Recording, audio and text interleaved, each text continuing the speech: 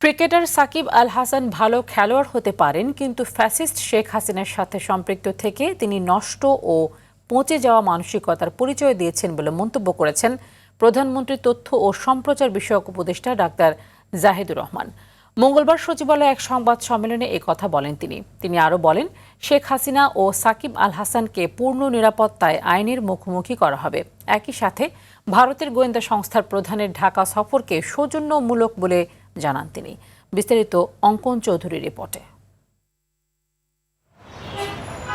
সচিবালয়ে দেশের সাম্প্রতিক ও সমসাময়িক রাজনৈতিক পরিস্থিতি নিয়ে সংবাদ সম্মেলনে কথা বলেন প্রধানমন্ত্রীর তথ্য, সম্প্রচার এবং সংস্কৃতি বিষয়ক উপদেষ্টা ডক্টর জাহিদুর রহমান। এ সময় তিনি ক্রিকেটার সাকিব আল হাসানের সাম্প্রতিক ভূমিকা নিয়ে ক্ষোভ প্রকাশ করেন। বলেন, ক্রীড়াবিদ হিসেবে সুনাম থাকলেও ফ্যাসিবাদের দালালি করে নিজের অবস্থান হারিয়েছে সাকিব। তবে সাকিব ও শেখ হাসিনা উভয়কেই আইনি প্রক্রিয়ার মুখোমুখি করা হবে বলে জানান তিনি। ভালো খেলোয়াড় হতে পারেন, উনি একজন নষ্ট পচে যাওয়া মানুষ, যে মানুষ হাসিনার সাথে অ্যালাইন্ড হয় এবং এখনও অ্যালাইন্ড থাকেন।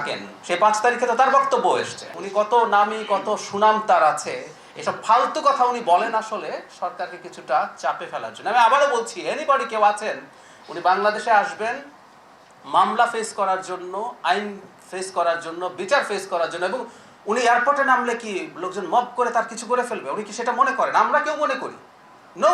সংবাদ সম্মেলনে সম্প্রতি ভারতের গোয়েন্দা সংস্থা রয়ের প্রধানের একদিনের ঢাকা সফর নিয়েও কথা বলেন তথ্য উপদেষ্টা। ভারতের কোনো সংস্থা, কোনো প্রতিষ্ঠান আগে যেভাবে বাংলাদেশে কাজ করেছে, আমি হাসিনার আমলের কথা বলছি, যে ধরনের অ্যাটিটিউড করেছে সেটা হতে পারবে না। আমরা আলাপ করছি সেটা একটা স্বাধীন, সার্বভৌম, আত্মমর্যাদাশীল জাতির সাথে যেভাবে আচরণ করতে হয়, কথা বলতে হয়। ভারতের নিরাপত্তা নিয়ে তাদের কোনো বক্তব্য থাকতে পারে, আমাদেরও থাকতে পারে, এগুলো নিয়ে আলাপ আলোচনা হবে। কিন্তু ওই যে বললাম, দুটো স্বাধীন সার্বভৌম দেশ আলাপ করছে, এভাবে এটা হতে হবে। অন্যদিকে জুলাই গণ অভ্যুত্থান স্মৃতি জাদুঘর থেকে সীমান্ত হত্যার শিকার ফেলানীর স্মৃতি সরিয়ে ফেলা প্রসঙ্গে সরকারের অবস্থান স্পষ্ট করেন উপদেষ্টা। শেখ হাসিনা তার অবৈধ ক্ষমতা, তার মাফিয়াতন্ত্র কিভাবে তৈরি করেছেন, এবং তাকে আমরা, এটা নিচতলাটা আছে সেটায় সাজানো, যে কিভাবে একটা মাফিয়াতন্ত্র প্রতিষ্ঠিত হয়, তিনি দেশে দেশে কি করেছেন। এবং আমরা এখানে যেটা চেষ্টা করেছি সেটা হচ্ছে আওয়ামী লীগ এবং শেখ হাসিনার পোর্ট্রেয়াল। আর ওপরের তলায় যেটা আমরা সবাই জানি, আপনারা যারা গেছেন তারা জানেন, যে এখানে তাকে কিভাবে বিতাড়িত করা হলো, তাকে কিভাবে পরাজিত করা হলো। সেই বিবেচনায় কিছু কিছু ক্ষেত্রে কিছু পরিবর্তন এখানে হয়েছে।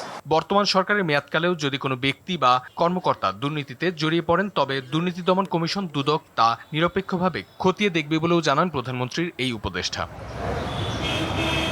অঙ্কন চৌধুরী, RTV, ঢাকা।